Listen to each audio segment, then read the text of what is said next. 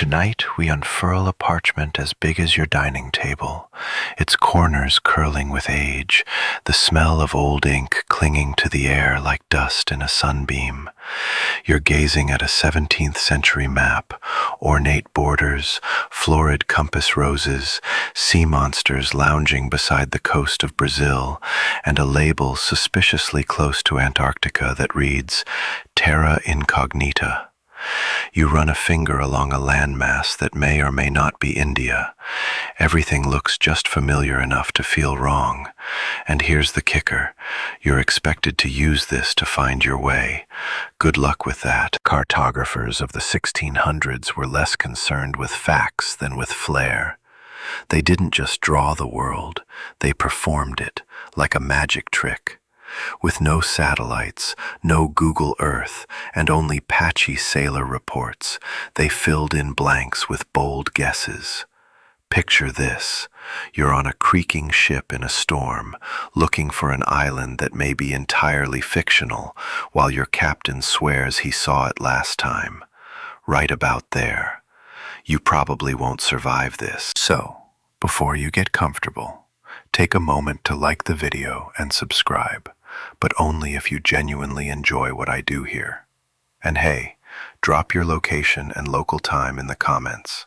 I love seeing where in the world we drift off together. Now, dim the lights, maybe turn on a fan for that soft background hum, and let's ease into tonight's journey together. You start in the North Atlantic, just off the coast of Europe, where early modern maps warned of sea serpents and whirlpools like they were traffic updates. Here be dragons, they scrawled, sometimes literally. The unknown was dangerous, yes, but also deliciously profitable. A scary sea full of monsters? That's the perfect excuse to jack up hazard pay for sailors, or sell extra life insurance to a king funding an expedition. Dragons and giant squid weren't just flights of fancy, they were warnings dressed in scales. Mariners swore they saw them. And in the absence of proof, who could argue? Of course, today we roll our eyes, but in the 1600s, a captain's tale counted as evidence. Maybe it was a pot of whales, maybe he'd been sipping too much rum, or maybe, just maybe, there really was something down there. Historians still argue whether these creatures were purely symbolic or based on distorted sightings of real animals, like oarfish, which can stretch over 30 feet and shimmer eerily in the water. Imagine glimpsing one through fog and fear. Wouldn't you call it a sea serpent? There's a charming madness to these maps. In one 1650 atlas, you can find a smiling sun peeking over the edge of the ocean, illuminating a shipwreck frozen mid-scream. Another has mermaids reclining beside whales that grin like dogs. These weren't decorations, they were placeholders, a way to say, we don't know what's here, but something probably wants to eat you. And then there were the edge maps, the ones that extended beyond known territory. The further from Europe you got, the more the world turned fantastical. On one Flemish map, South America appears twice as large as it should be, and just offshore, an island shaped like a duck. Yes, really. No one had verified these lands, but the map maker had to fill the space. A blank patch would look lazy, uninspiring, unfundable. You wonder, why didn't they just leave it empty? But in that era, a blank map was a failure of imagination. Better to invent than admit ignorance. After all, patrons weren't paying for honesty. They were paying for wonder. A good map could earn a king's favor or a seat at court. A great map might get you knighted, whether or not it got anyone home. One particularly fun tidbit. The cartographic habit of drawing land masses with exaggerated coastal detail but blank interiors. You'd see beautiful bays and accurate harbors, and then just trees, so many trees, endless forests of copy-pasted pines, as if nobody had dared walk inland, because often nobody had. The world's edge was always closer than it seemed. Even in maps of familiar places, like the British Isles or the Mediterranean, there were glaring errors. A bay misaligned by miles, a mountain range shifted left just to make room for a sponsor's coat of arms. Maps often doubled as advertisements. Sponsored by the Duke of whatever, they'd feature family crests, portraits, even flattering lines of poetry. And if the Duke wanted his estate to appear larger, voila, it grew. Geographically questionable, sure. Politically savvy, always. But the most delicious part of these maps was how confidently wrong they were. There's something almost admirable about that swagger. No footnotes, no hedging, just this is the world, deal with it energy. Like a dinner guest who invents statistics mid-conversation and dares you to disagree. And yet, these maps weren't just decorative. They were used. People made life or death decisions based on them.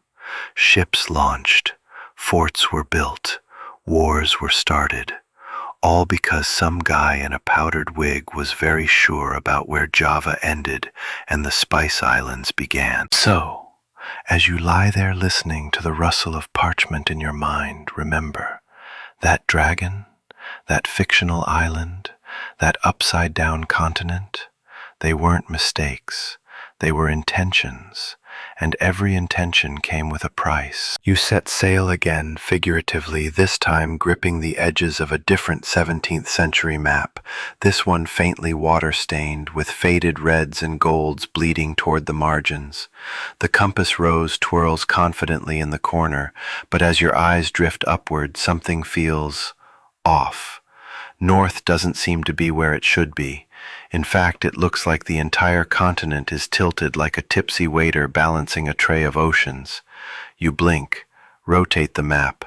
No, it's definitely the map that's drunk. That's because in the 1600s, north wasn't as stable a concept as you might think.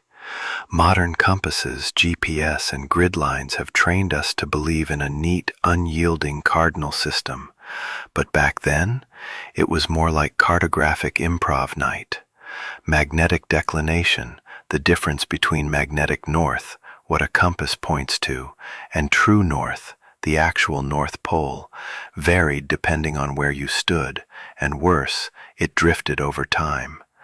That wouldn't have been such a problem if anyone had agreed on how to deal with it. Historians still argue whether early map makers even understood magnetic declination, or just hoped nobody would notice.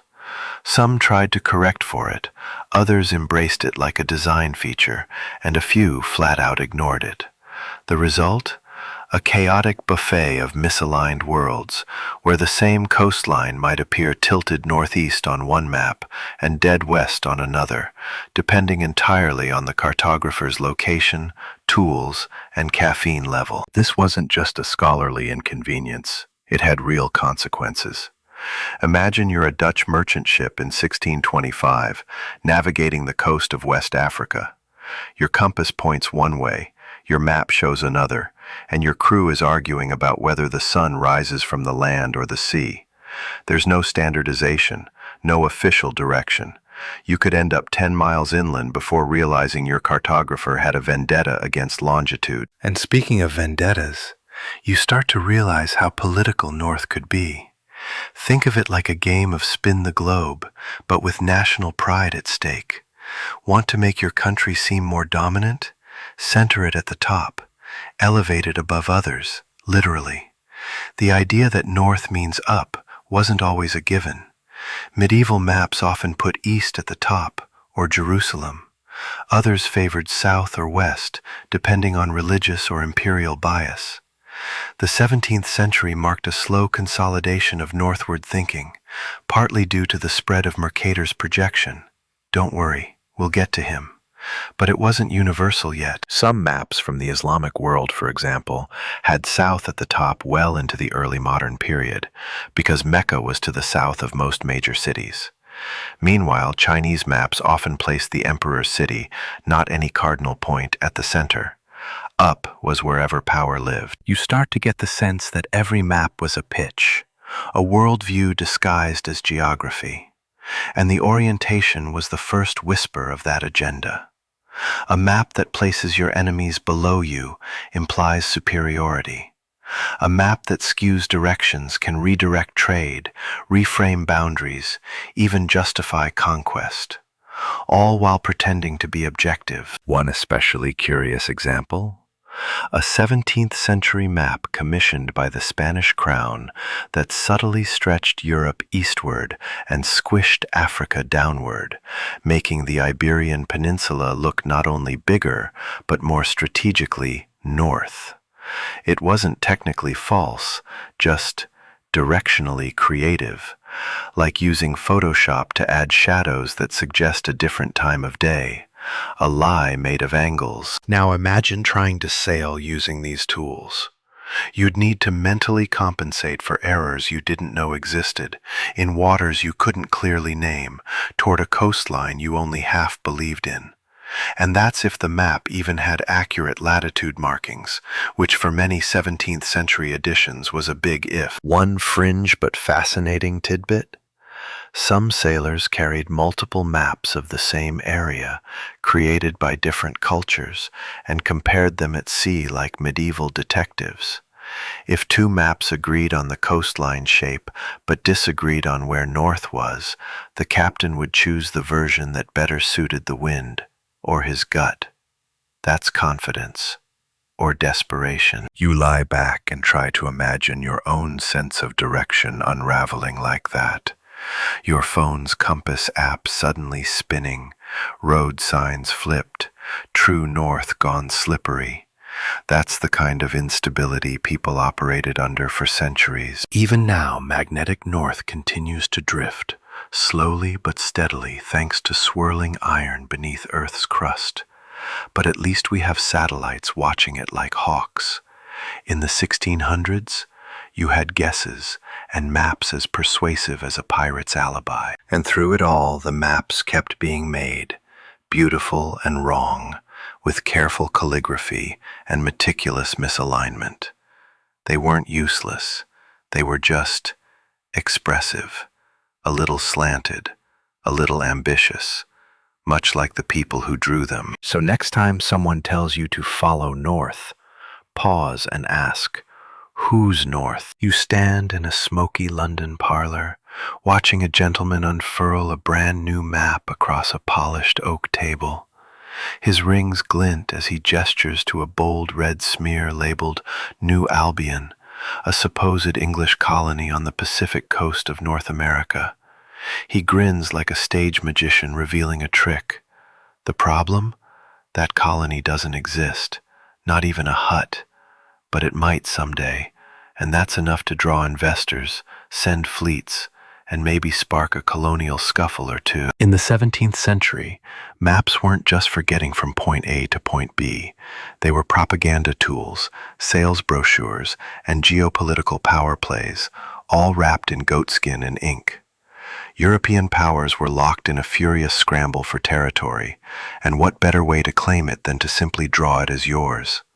The ink dried faster than treaties, and if you drew it large enough, no one asked questions. Colonial ambition flowed straight through the quills of the cartographers. Take the French, for instance. Their maps often showed New France sprawling across nearly half of North America. A convenient fiction, since much of that land was occupied by indigenous nations, or simply unexplored. But it looked good, impressive, funding-worthy. It whispered to rival powers, don't even bother. Historians still argue whether these overblown colonial borders were optimistic errors or deliberate misinformation. Some scholars suggest mapmakers simply trusted the rosy reports of explorers and governors who had every reason to exaggerate. After all, a grand-sounding colony meant more supplies, more settlers, and possibly a better title when you returned home. Governor of a vast, untamed wilderness has a nicer ring than guy who found swamp. And oh, the names! If you ever wondered how places got their titles, maps offer a trail of ambition and ego. English charts bristled with regal names: Carolina, Virginia, Georgia, all nods to kings and queens, regardless of what the locals called the land.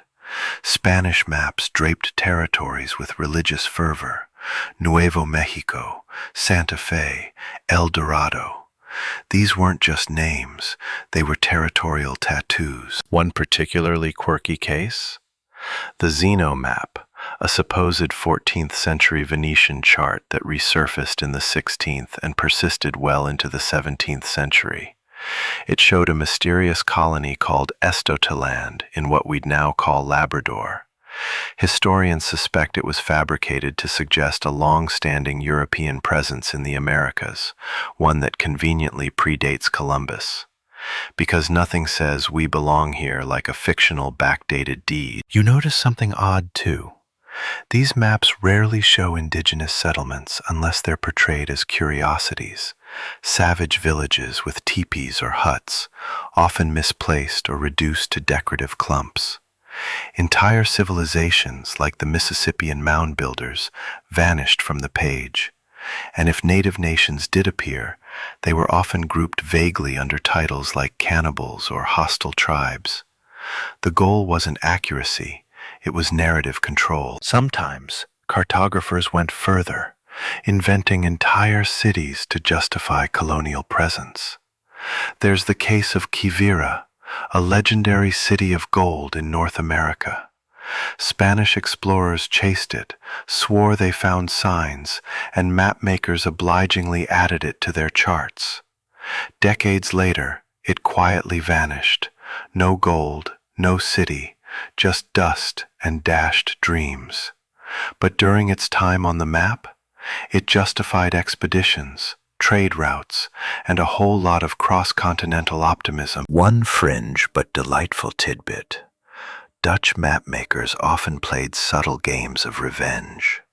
If a rival nation claimed a port dubiously, the Dutch would publish their own map showing it underwater, or labeled disputed, sometimes just not there at all.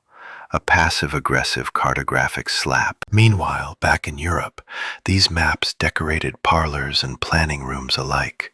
Merchants pored over them, pointing to glowing trade opportunities. Politicians cited them in speeches. Princes gifted them to one another like luxury watches. Accuracy was beside the point. What mattered was who controlled what, on paper at least. And so, as you trace your finger along an impossibly straight colonial boundary, you begin to feel the sleight of hand. This isn't geography, it's theater, a performance staged in ink and ambition. You wonder, what would it be like to live by such a map? To believe a settlement exists just over the next ridge, only to find forest and silence. To prepare for trade with a port that turns out to be a mangrove swamp. It happened often. Settlers wrote letters home in confusion. Captains turned ships around in frustration. But still, the maps came. New additions, new dreams, new fictions. Because in the 17th century, if a king said it was a colony, and a cartographer drew it as a colony, then by thunder, it was a colony. Even if all it had was 2 tents and an optimistic flag. So the next time someone says, "It's on the map," maybe ask, who paid for that map? You lean over a map sprawled across a heavy oak table, candlelight flickering off its lacquered surface. Near the top left corner, a small cluster of islands bobs serenely in the ocean, labeled Friesland. Just beside them, Estotaland. Below that, High Brazil, drawn as a perfect circle. These places have something in common. They don't exist, never did. Yet there they are, rendered in loving detail by 17th century cartographers, coastlines, rivers, even towns, like entries in a fantasy novel. Welcome to the world of phantom islands. These aren't vague rumors or blurry coastal guesses. These are full-fledged, confidently charted landmasses that fooled scholars, sailors, and kings for centuries. Some appeared repeatedly on maps as if anchored by tradition alone, refusing to disappear no matter how many expeditions returned empty-handed. Let's start with High Brazil, Said to lie west of Ireland, it was rumored to be shrouded in mist, visible only once every 7 years. A perfect tale for romantics, and apparently for map-makers, who obligingly etched it into nautical charts from the 14th century all the way through the 1600s. Historians still argue whether High Brazil was based on a distorted sighting of real islands, a Celtic myth gone rogue, or simply a seafaring game of telephone. Regardless, it took centuries for people to admit it probably wasn't real. Maps just quietly stopped including it, as if hoping no one would notice. Then there's Friesland, a phantom so popular it shows up on dozens of maps, including those by Gerardus Mercator and the Zeno brothers. These weren't fringe figures, they were respected map makers. Friesland was typically placed just below Iceland and given cities, rivers, and ports. Some maps even showed ships moored along its coast. Spoiler, Friesland doesn't exist. Never did. Possibly a confusion with part of Greenland. Possibly an outright invention. But once it got inked, it stuck around like a bad rumor. And that's the thing. Once an island appeared on a reputable map, other map makers copied it. Repetition lent it credibility. Over time, fake places gained gravity. We've all seen it on a map, so it must be true. A loop of trust based entirely on duplication. Some phantom islands were less mystical and more opportunistic. Take Isle of Demons, often depicted near Newfoundland. Early explorers claimed it was haunted by spirits or just overrun with hostile wildlife, but labeling it kept others away. It was a useful scare tactic. Want to keep rivals off your turf? Invent a cursed island. Boom, problem solved. One fringy yet fabulous tidbit. In 1629, an English shipwreck survivor swore he'd landed on an uncharted tropical paradise in the Atlantic. His vivid description sparked a frenzy, and several maps added the island of St. Matthew. It remained on charts until no fewer than 5 expeditions failed to find it. After that, map makers sheepishly erased it, usually without apology. Sometimes these fictional lands took on lives of their own in literature and oral tradition. Maps were the launch pads for legends. Writers and bards wove tales about the people who lived there, the riches they held, the strange plants and animals found nowhere else. A single engraved squiggle could inspire a century of speculation. You wonder, were the cartographers being deceitful or just hopeful? Maybe both. Historians suggest many early map makers faced tremendous pressure from sponsors, royals, merchants, or churches who wanted new lands to exist. More coastline meant more resources. More islands meant more stopovers for ships. Drawing them wasn't always dishonesty. Sometimes it was wishful thinking, a pencil prophecy. But these phantom islands weren't harmless footnotes. They affected navigation, trade routes, even territorial claims. Naval fleets detoured to search for them. Colonies were promised on lands that didn't exist. And when those ships never returned, blame fell on storms, mutiny, or native resistance, not on the possibility that the destination had been a lie all along. Some explorers, bless them, doubled down. If they couldn't find the island, it must have moved, or sunk, or vanished into the fog. No one wanted to admit that the map was wrong. The map was always right. You just weren't trying hard enough. Eventually, phantom islands faded, not from sudden revelation, but through attrition. With better tools, sextants, chronometers, and later satellite imaging, maps became harder to fool. But the echoes linger. Even today, the occasional sea chart will feature a vague bump labeled "Reported Sighting 18th Century." Just in case. As you lie there, imagining ghost islands winking in and out of existence on dark oceans, you realize something oddly comforting. Even in an age of science and measurement, people still dreamt aloud in ink. And sometimes the map wasn't wrong, it was just hopeful. So next time someone says it's clearly marked, smile and ask, is it real or just real enough to believe in? You tilt your head at the strange ridge bisecting an old map of Africa, a jagged black line labeled Montes de Kong. It stretches boldly across West Africa like a spinal cord, anchoring river systems and separating imagined kingdoms. It looks important, permanent. You blink, squint. Wait a second. That mountain range doesn't exist. Welcome to the majestic, completely fictional Mountains of Kong. For over a century, from the late 18th into the early 19th century, but born of older confusion, this impressive mountain range graced countless maps. It appeared in textbooks, atlases, and even government documents. The Kong Mountains were so confidently drawn you'd think someone had hiked them, sketched them, maybe even picnicked on a scenic overlook. But nope. They were pure fantasy. Historians still argue whether the range began as a cartographer's misunderstanding, a traveler's tall tale, or just another case of map now, verify later. What we do know is that once the Mountains of Kong made their debut, no one dared leave them out. To omit them would be to admit you hadn't done your homework. And the Mountains of Kong weren't alone in their imaginary majesty. Further south, the Mountains of the Moon held court, a supposed source of the Nile, revered and reused from ancient Greek accounts.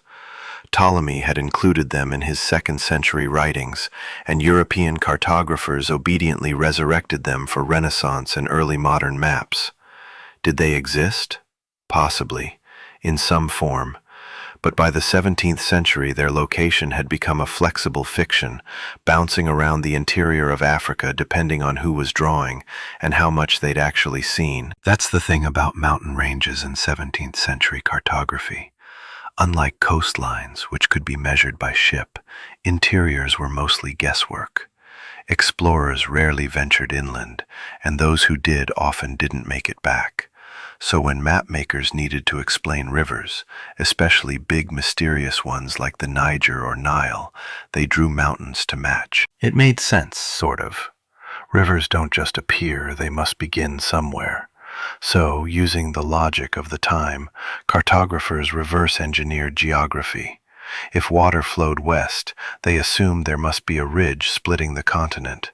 If one explorer vaguely mentioned highlands, voila, a whole mountain range was born. One fringe but fun tidbit? Some artists took mountain liberties to the next level. A Dutch map from the 1660s showed a spiral-shaped mountain in Madagascar, almost like a cinnamon roll. Was it meant to be real, symbolic, decorative? No one knows. But it looked awesome, so other maps copied it, sometimes shrinking it, sometimes adding trees, but always keeping the spiral. Mountains served other purposes too. They were convenient borders. You could separate empires, tribes, even religious regions with a swath of shaded peaks. They also kept travelers away. Label a region as rugged or impassable, and no one bothers to fact-check. The Andes, for instance, were accurately known to exist, but maps often distorted their length and exaggerated their symmetry to look more regal. Europe loved tidy mountains, dramatic but orderly, like a well-combed beard. And in Asia, the Himalayas loomed enormous and suspiciously square. It's as if cartographers, not quite sure where the borders of Tibet ended, just hedged their bets with giant peaks. Somewhere in here it's very cold and tall. Good luck. You lie back and consider the poetic absurdity. People drew mountains not because they knew them, but because they needed them. Needed them to explain rivers, frame narratives, justify colonial ambitions, or simply fill space on a lonely map. Some maps even included ghost ranges, partial mountain systems that vanished into clouds, labeled with vague notes like seen by Moorish traders or rumored by local hunters. The implication? Something's out there, We're just too sophisticated to admit we don't know what. It's no wonder travelers set out believing they'd encounter these peaks. And when they didn't, the blame fell on fog, poor direction, or deceptive terrain. The mountains must lie further east, they'd say, or we took the wrong fork. No one wanted to confront the truth. They'd been chasing shadows printed by confident hands. Even today, if you flip through old atlases, you can spot the ghosts of these vanished mountains. The Kong Range, the Lunar Peaks, the Spiral of Madagascar. They remain etched in decorative glory, testaments to an age where imagination climbed higher than fact. So next time you gaze at a mountain range on an old map, ask yourself, who actually saw it, and who just really wanted to? You drift eastward now, following a long blue thread that twists and forks and doubles back on itself. It's a river, or at least it claims to be. But as your eyes move along its course on this 17th century map, confusion creeps in. The river splits unexpectedly, then merges again. It bends in impossible angles. One branch flows uphill. You check the name. Nile, it says, but not the Nile you know. This one is theatrical. Rivers in early maps were less about hydrology and more about narrative flow, and the Nile, that ancient riddle of water, was a particular obsession. Ever since Herodotus dubbed Egypt the gift of the Nile, Europeans had been trying and failing to pin down its source. By the 1600s, they were still guessing, boldly. One 1660 map shows the Nile sprouting from a pair of lakes near the Mountains of the Moon, which, as you recall, were also maybe fictional. Another depicts the river as emerging from a single massive lake shaped like a warped fish, labeled Zaire Lacus, and yet another shows it beginning in a giant crater. Historians still argue whether these creative starting points were based on traveler exaggeration, garbled African oral accounts, or just wishful thinking. Here's the kicker. Almost every version was wrong, but that didn't stop anyone. Once an idea was drawn on a few reputable maps, it became canon. Other cartographers copied it, sometimes tweaking the path to make the river flow more gracefully, because if you're going to be wrong, you might as well be elegant. And the Nile wasn't alone in its cartographic chaos. The Amazon, the Ganges, the Niger all received similar artistic liberties. One fringe example: a 1683 map depicted the Mississippi splitting off into 6 tributaries, one of which allegedly led directly to the Pacific. Spoiler, it didn't. But the promise of a shortcut from the Atlantic to the Pacific sold maps and boosted colonization. Rivers offered opportunity, trade, transport, power. So drawing a river where none existed wasn't just a mistake, it was a strategy. If you could convince a financier that your claimed territory had a lush river system, you could secure funding, settlers, and status. Later, when someone actually explored the land and found only mud flats or dry creek beds, well, the cartographer was long gone by then. Sometimes rivers were invented wholesale. The mythical Parime River in South America was drawn as a grand curving body of water that conveniently bordered the equally mythical city of El Dorado. This gave explorers a direction to chase and mapmakers something to anchor their fictions on. One map from 1635 even labeled a fork of this river as rich in golden sediment, which, as far as lies go, is a classy one. Then there's the case of the Senegal and Niger rivers. European cartographers often confuse the two, assuming they were a single waterway flowing east to west across the entire continent.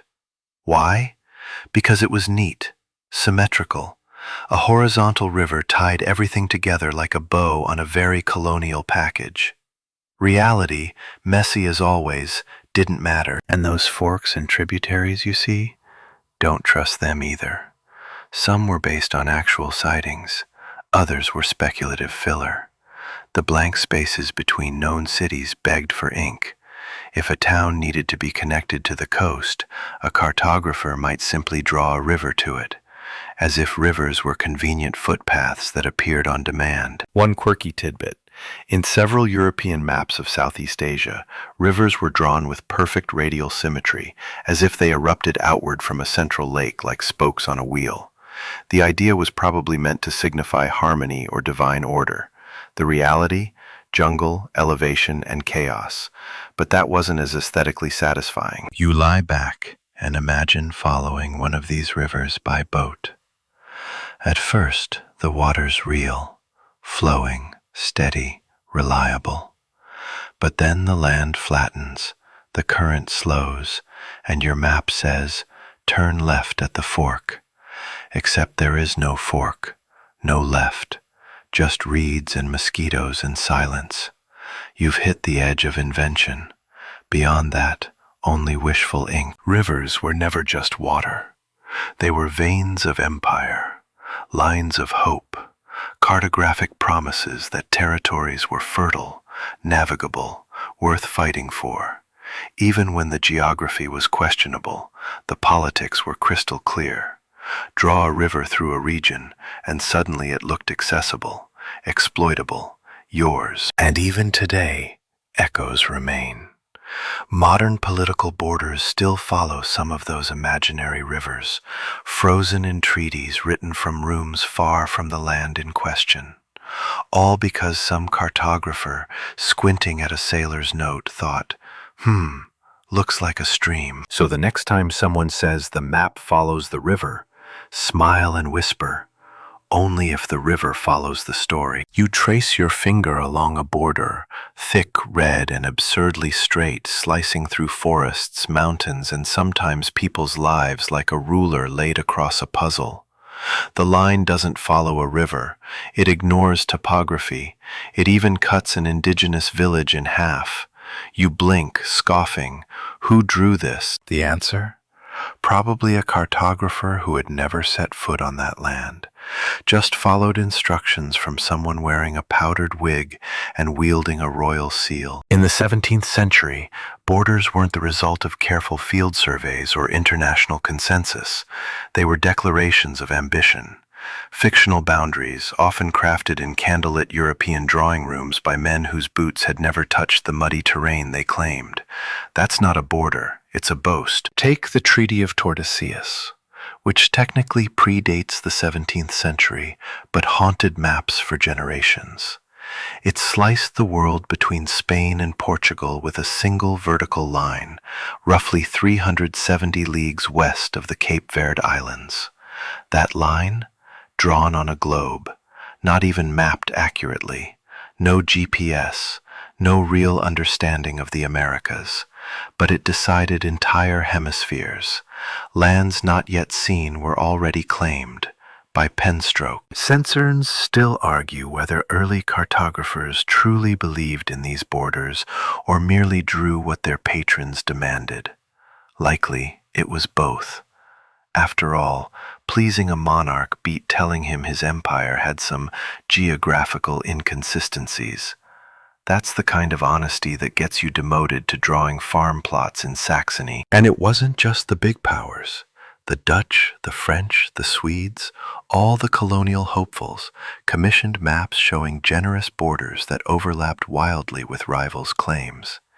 It wasn't about truth, it was about first ink wins. If your map got published and distributed before your enemies did, your version became the default. Cartographic gaslighting. One particularly cheeky example, a 1671 French map showing La Louisiane stretching from the Gulf of Mexico all the way to the Rocky Mountains. Did France control that entire region? Absolutely not. Did they want everyone to think they did? You bet. The map served as both a wish list and a warning. Another fringe favorite? The Iroquois Line, an imagined border that ran east-west across North America, supposedly separating French and British influence. It appeared in maps with no clear natural anchor, just an invented geopolitical seesaw designed to show dominance over native land.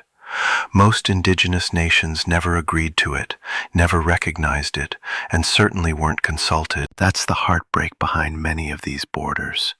They weren't drawn with the people on the land in mind, they were drawn over them. Entire communities found themselves redrawn out of existence. Some maps lumped diverse cultures under lazy umbrella terms, hostiles, allies, or unclaimed, as if thousands of years of settlement could be erased by a few inches of ink. Mapmakers rarely visited the territories they charted. Instead, they relied on second-hand reports, exaggerated traveler tales, and perhaps most dangerous, political directives. If a king said, "Our land goes to the river," the cartographer made it so, even if the river lay beyond another empire's border or didn't exist at all. And sometimes they got creative. Borders were embellished with mountains, forts, or even cities that hadn't been built yet. It was a bit like a movie set, just convincing enough if you didn't look too closely. One English map, eager to impress, labeled a patch of unsettled Virginia as New Kent, complete with heraldic lions and imagined roads. You lie back and consider how maps weren't reflections of reality. They were instruments to create reality. A map said, "This is ours," and the more maps said it, the more true it became. Sometimes that truth came at a cost. When explorers arrived expecting boundaries to match the map, they found tribes who had never heard of France or Spain. But the soldiers came anyway. "This is French land," they said, pointing at the parchment. The locals understandably disagreed. The result? Conflict, displacement, colonial erasure. Even within Europe, borders were messy.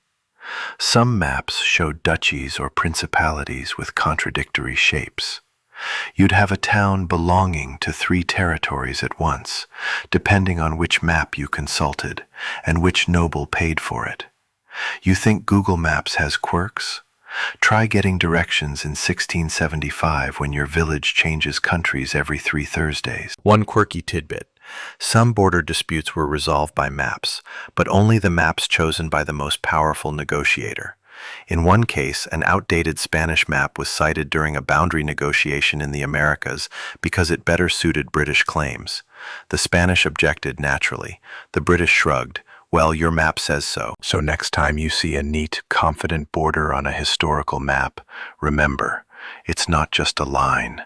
It's a story, a claim, a gamble, and more often than not, a complete fabrication. You glide your finger across the lower half of a sprawling 17th century world map. There, hugging the bottom curve of the globe like a smug secret, lies a vast continent labeled Terra Australis Incognita, unknown southern land. It stretches boldly beneath the familiar shapes of Africa, Asia, and South America, enormous, untouched, irresistible, and entirely made up. Well, mostly. The idea of a massive southern continent had been around since ancient times. The logic seemed sound, in a poetic kind of way. If the northern hemisphere had all that land, surely the south needed something to balance it out, right? A kind of planetary feng shui. Ptolemy thought so. Renaissance thinkers agreed. And by the 1600s, map makers were drawing Terra Australis with confident curves and speculative mountains, despite nobody really knowing what, if anything, was actually down there. And that's where things got cartographically spicy. You see, explorers had started dipping southward. Not too far, just enough to get frostbite and bragging rights. Reports came back of icy waters, strange birds, and looming coastlines glimpsed through fog. These hazy encounters were like breadcrumbs for the mapmakers, who pounced on them with eager ink. A patch of ice became a peninsula, a snowy cliff, clearly part of a massive inland plateau. Soon, maps were showing a sprawling landmass as big as Eurasia, snuggling the bottom of the world like a continent in hiding. Historians still argue whether these early sightings were parts of Antarctica, scattered sub-Antarctic islands, or just hallucinations caused by seasickness and bad rations.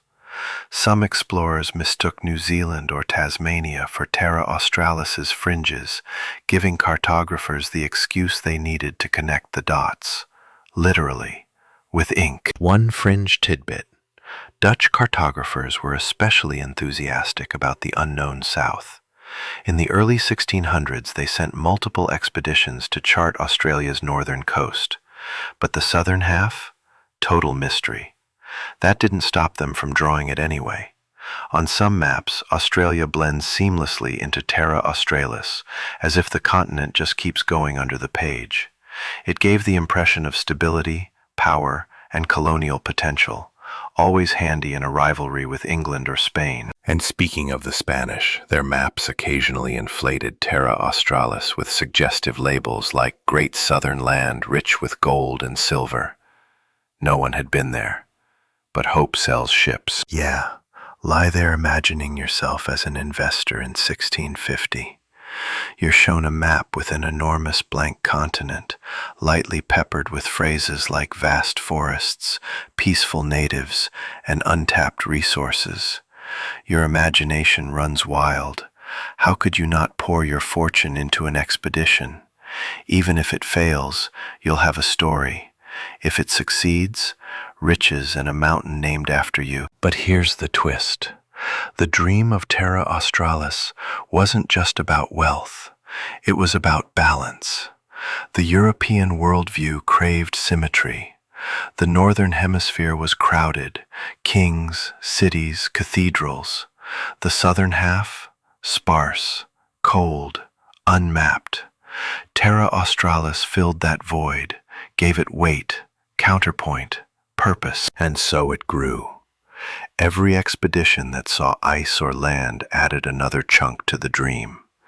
Even Captain Cook, well into the 18th century, chased the ghost of Terra Australis, only to find disappointment and, well, more ice. Eventually, reality caught up. Antarctica was there, but not in the lush, gold-strewn way maps had suggested. It was harsh, frigid, and deeply unprofitable. The mythical richness of Terra Australis faded. The name lingered, though. Australia inherited it, even though it had been mistakenly tied to that southern fiction. Some maps quietly erased the great continent. Others held on longer, hedging their bets with cryptic notes like unverified coastlines or reported by sailors. It's the cartographic equivalent of whispering, it could still be real. And let's not forget the decorative flair. Terra Australis was often drawn with elaborate mountain ranges, inland lakes, and noble-sounding provinces like Magellanica or Sitacorum Regio, land of parrots. That last one, based entirely on misidentified birds seen on a small southern island. A parrot sighting. That's all it took. You can't help but smile.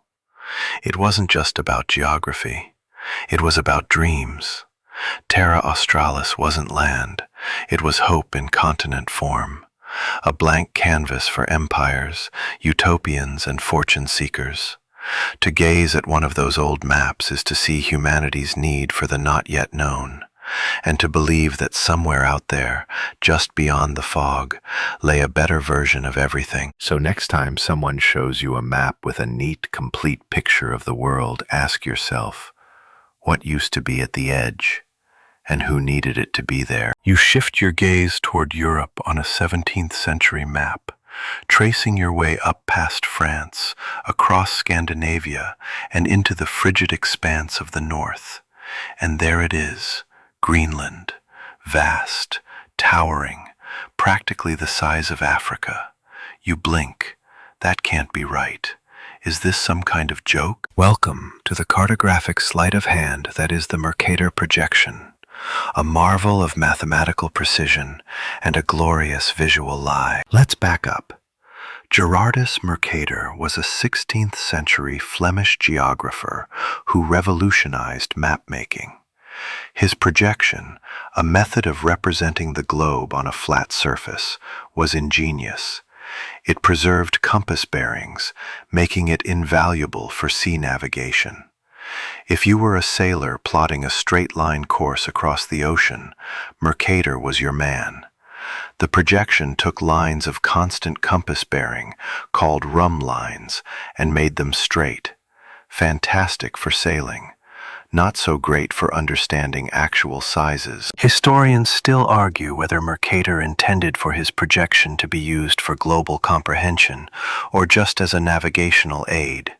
The evidence leans toward the latter, but by the 17th century it had become the standard for printed world maps. Its clean grids, straight lines, and aura of mathematical authority gave it an irresistible authority, even if it distorted everything it touched. Because here's the trick.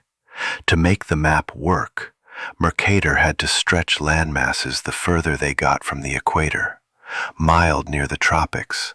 But by the time you get up to Canada, Siberia, or the tip of Scandinavia, it's like pulling warm taffy. Greenland, in Mercator's vision, looks like a continental heavyweight, but in reality, it's about 1/14th the size of Africa. 1/14th. That's like drawing a blueberry the size of a watermelon and calling it even. And it wasn't just Greenland. Alaska ballooned. Europe looked heftier than it had any right to be.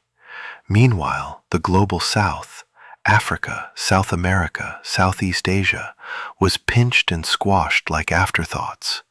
Entire empires shrank to accommodate the vanity of the north. One quirky tidbit: a 17th century French map based on the Mercator projection included a decorative banner across the top that read, "Map of the known world as God intended." The projection wasn't just accepted, it was revered, used in classrooms, painted on church walls, stitched into tapestry, a tool of empire masquerading as objectivity. You start to realize distortion isn't just an accident, it's a message. When Europe looks bigger, it feels more important. When Africa appears smaller, it invites exploitation. And in the 1600s, that kind of subliminal messaging was worth its weight in gold, literally. Colonizers didn't just conquer lands, they resized them. The Mercator projection gave imperial powers a handy visual boost. More land up north must mean more civilization. Bigger coastlines, easier to justify naval expansion. The map became an unspoken hierarchy, shaped not by fact, but by function. And here's where it gets really awkward. Even today, many of our schoolroom wall maps are based on Mercator, despite centuries of critique and dozens of alternative projections, like the Peters, which corrects for area, or the Winkle triple, which balances size and shape. Mercator still lingers. His projection is familiar, comforting, authoritative.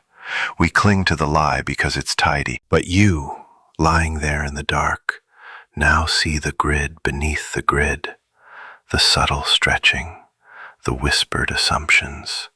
You see how a map that feels accurate can mislead just by what it emphasizes. Bigger is not always more, and straight lines aren't always truth. One fringe example? Some 17th century globe makers, aware of the Mercator distortion, created compromise globes where the poles were intentionally flattened to shrink the northern land masses. But these never caught on. Why? Because merchants, kings, and universities liked seeing their countries big. Shrinking Europe was unpopular. There's a famous old joke among historians. Cartography is where geometry meets politics. But on a Mercator map, the punchline is that you believe it. You look at the world and accept the dimensions without question. So next time you glance at a map and marvel at Europe's reach or North America's breadth, remember this. The map isn't lying maliciously. It's just been helping someone else win for about 400 years. Your eyes drift to the center of the world. Not the equator.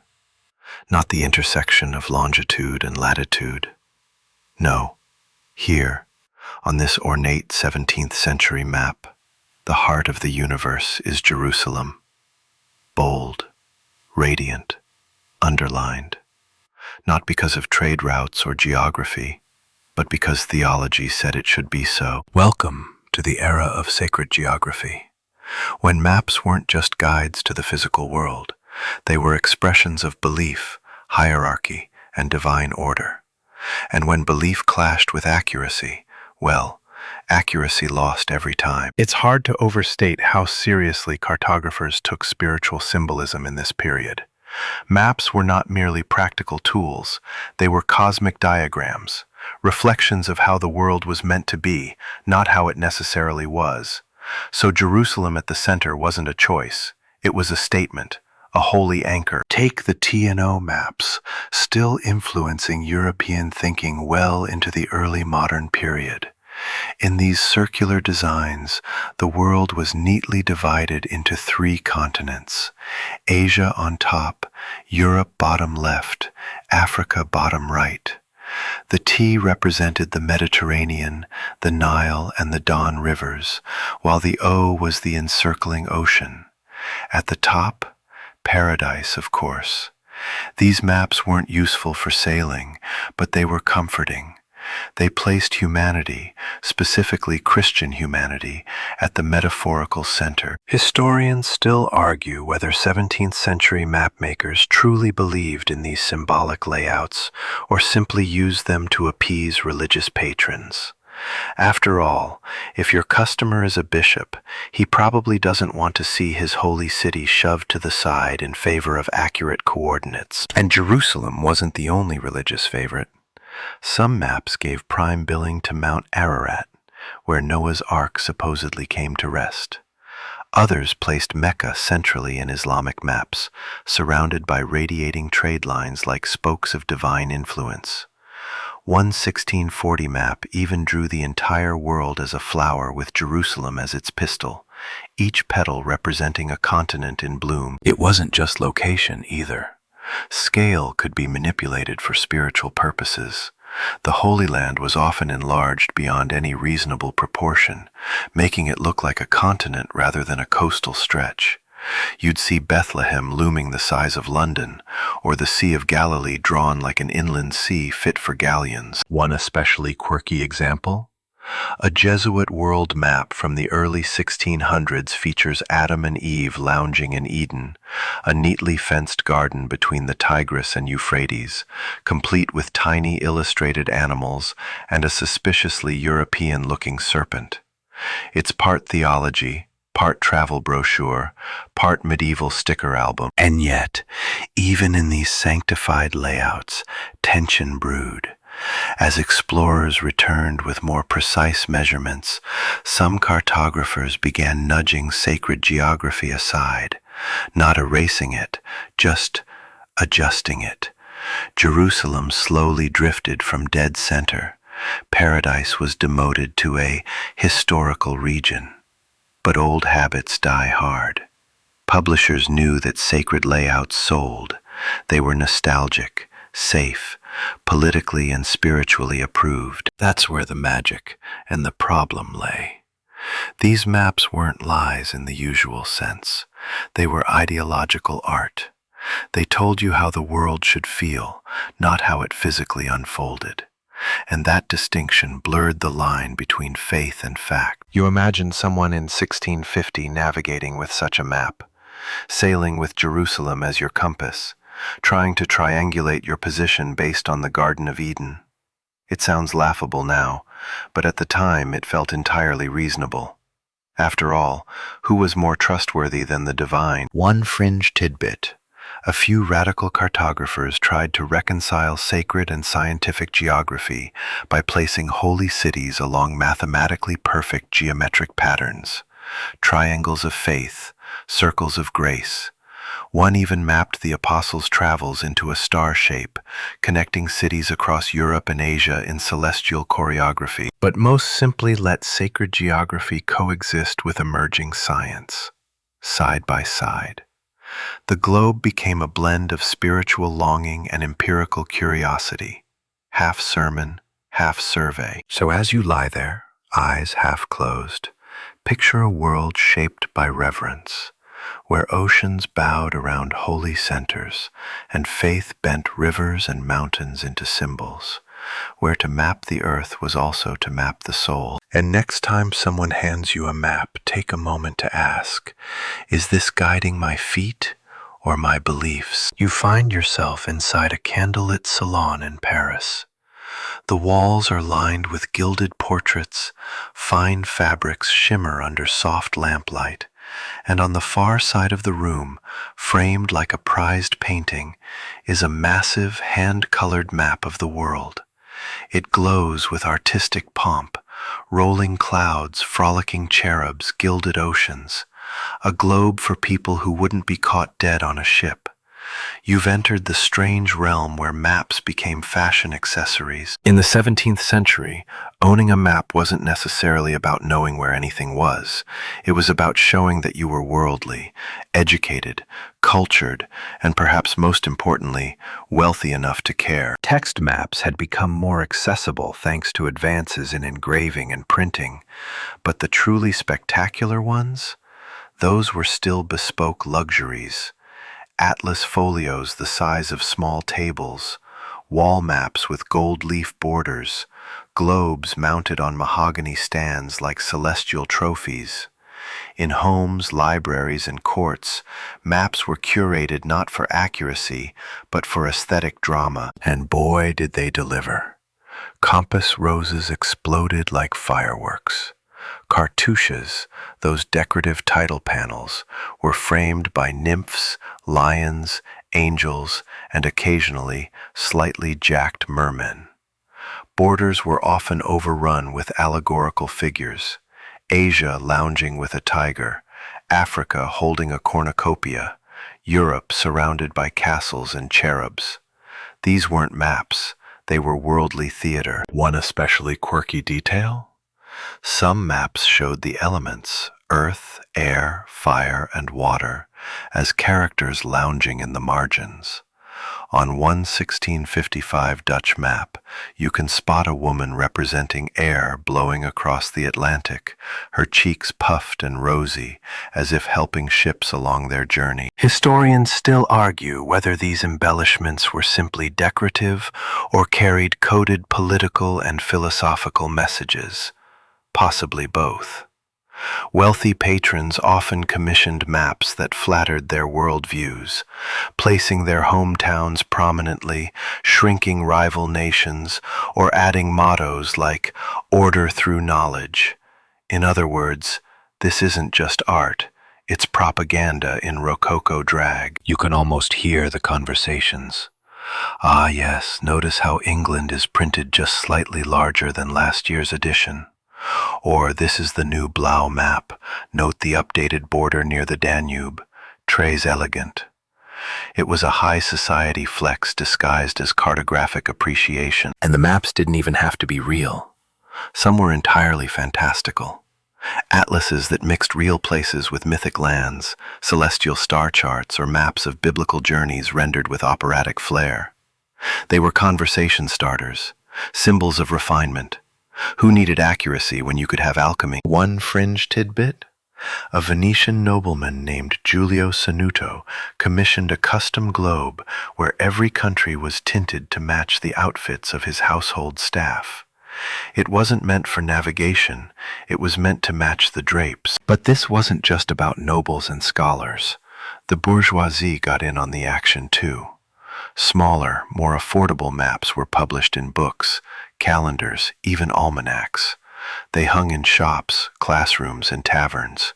In many homes, a world map hung beside the fireplace, just close enough for guests to notice, especially if it had exotic-looking script or a poetic title like The Mirror of the Earth. And then there were the conversation globes, roughly the size of beach balls, meant to be placed on cocktail tables. Guests would idly spin them while sipping wine and misidentifying islands. Is that Java or just a stain? Function, optional. Charm, mandatory. Yet for all their flamboyance, these maps still shaped perception. A visitor seeing a map in your home might assume you had traveled, that you understood foreign affairs, that you were in the know. Never mind that the map placed California as an island or showed mythical cities in Siberia. It looked convincing. This created a strange feedback loop. The more decorative maps became, the more people treated them as authority. A handsome map had gravitas. It became hard to question, even when it suggested, say, an ocean route through Canada that didn't actually exist. Cartographers weren't blind to this. They leaned into it. Some began including mini portraits of themselves in the corner, quill in hand, eyes turned skyward like divine messengers. "Trust me," they seemed to say, "I know what the world looks like. Also, admire my lace collar." And while these maps adorned parlors and salons, their inaccuracies filtered downward to schools, explorers, and common citizens. A pretty mistake is still a mistake, but by the 17th century, if the mistake was printed on fine vellum and framed in gold, well, few people noticed. So as you lie back, let your mind float over a room filled with flickering candlelight, polite conversation, and a map more fantasy than fact. A map that wasn't made to guide your steps, but to impress your guests. And next time someone says, "I saw it on a map," gently ask, was it in a book or a ballroom? Now you're in a dimly lit cabin aboard a creaking ship. The captain leans over a desk, poring over a wrinkled parchment. His fingers tap impatiently on the map. You squint to read it. What's that? A tiny skull and crossbones off the coast of Hispaniola? A trail of dots leading into open ocean labeled Old Spanish Route, Dangerous Waters? This is no merchant's map. This is a pirate's decoy. Welcome to the slippery world of secret maps and deliberate lies, where navigation was as much a game of misdirection as it was of discovery. In the 17th century, maritime powers weren't the only ones charting new worlds. Pirates, privateers, and shady explorers had their own cartographic strategies, and they didn't involve telling the truth. The stakes were high. Treasure fleets crisscrossed the Atlantic, ships packed with silver, spices, and stolen luxuries. If you had access to accurate maps, routes, coves, prevailing winds, you held the power. And power, as you might guess, wasn't something anyone wanted to share. So misinformation became a weapon. Pirates often forged or borrowed maps and filled them with traps, fake ports, phantom reefs, reversed currents.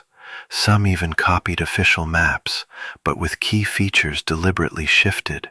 A hidden bay moved a few miles west, a shortcut erased, a river flipped northward. Historians still argue whether most pirate maps were practical navigational aids or more akin to journals, memory aids rather than trustworthy charts. One thing's clear, pirates rarely drew full, accurate maps for others. Why give away your edge? Instead, they kept their real knowledge in their heads, or in cryptic notes passed only to trusted crew. One infamous case involved a privateer named William Dampier. His maps, when he shared them, always left out the locations of freshwater sources and safe anchorages. Anyone trying to follow in his wake could find themselves parched, lost, or ambushed. He wasn't being careless. He was playing chess with cartography. You might be thinking, but what about the treasure maps? The classic X marks the spot deal. Turns out, those are mostly legend, stitched together from pulp novels and Hollywood dreams. Real treasure maps, when they existed, were subtle and encoded. One Spanish map from the late 1600s was discovered with strange sun symbols that, when placed over a grid using a specific date, revealed coordinates for a known Spanish wreck site. It's unclear whether it was real or an elaborate hoax, but it sure sold for a lot at auction. And it wasn't just pirates being sneaky. Nations engaged in cartographic espionage too. Rival empires would leak misleading maps on purpose. ones that underestimated terrain, misidentified straits, or hinted at phantom islands filled with resources. A French mapmaker might accidentally publish a map showing a key Dutch supply island as barren. The Dutch, upon discovering this, would retaliate with their own misleading maps, showing French ports surrounded by reefs or filled with stormy seas. One delicious fringe tidbit? There's evidence that some ships kept multiple versions of maps on board, one accurate for internal use and one misleading in case of capture. So if the Spanish Navy boarded your vessel and seized your maps, they'd get junk data, a bluff in parchment form. Cartographers were often in on it. Some were paid to create false atlases, high quality but inaccurate collections designed to be discovered by enemy spies. Others etched hidden marks into their maps, symbols only decipherable to those trained to read them. It was a shadowy world of hidden knowledge and quiet betrayals. You lie there, imagining this dance of deceit across the high seas, paper trails that led nowhere, maps as bait, information as currency, every chart a potential trap. And while official navigators trusted their state-issued charts, experienced sailors knew better. They'd whisper rumors, "That cove on the Spanish map, it's not real," or "This channel's narrower than it looks, don't try it at night." The oral tradition often carried more weight than the printed page. Trust your instincts, not your compass. Yet somehow, despite the fog of deception, ships made their way. Empires rose, fortunes were won. It's a testament to human stubbornness, or perhaps luck, that anyone arrived anywhere at all. So the next time someone says, "This old map must lead to something," smile and ask, or was it planted to lead you somewhere else entirely? You tilt the map under the flickering lamplight, letting your fingers glide across its meticulously illustrated terrain.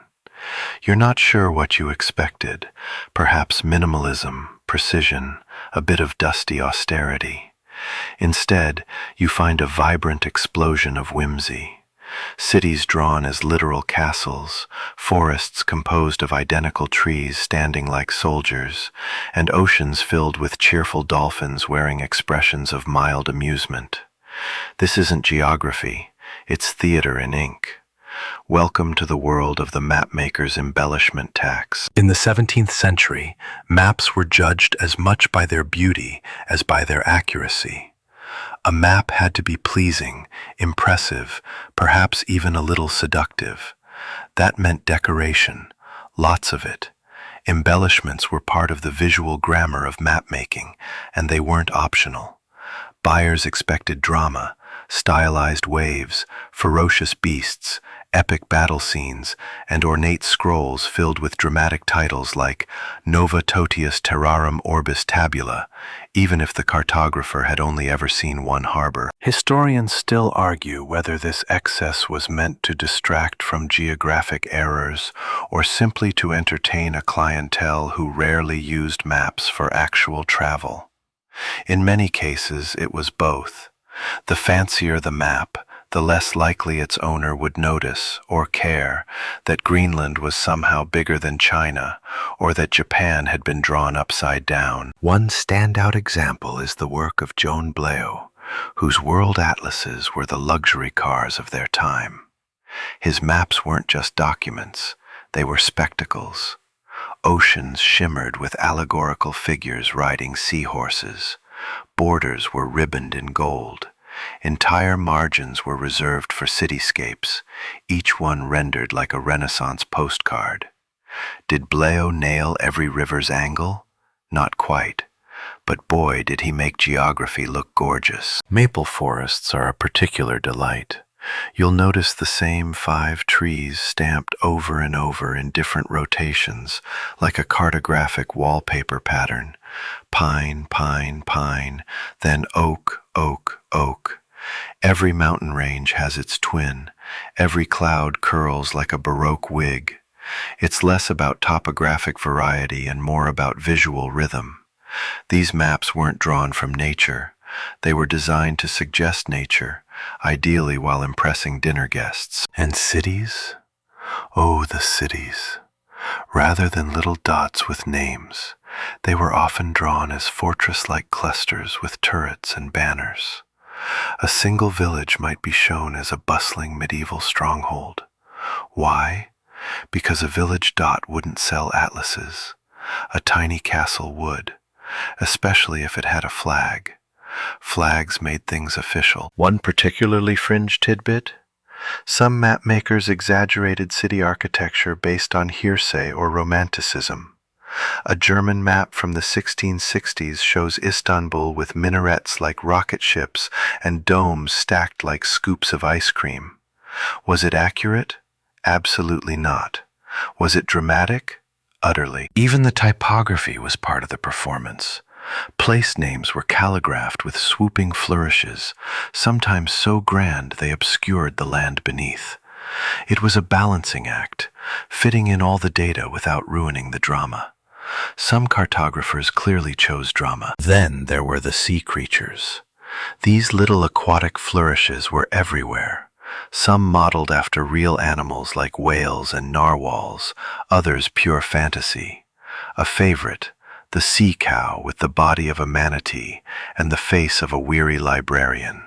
Another map features what can only be described as an aquatic lion-dragon hybrid, majestically emerging near the Azores. Accurate? Not remotely, but undeniably charming. And of course, windheads. You know the ones.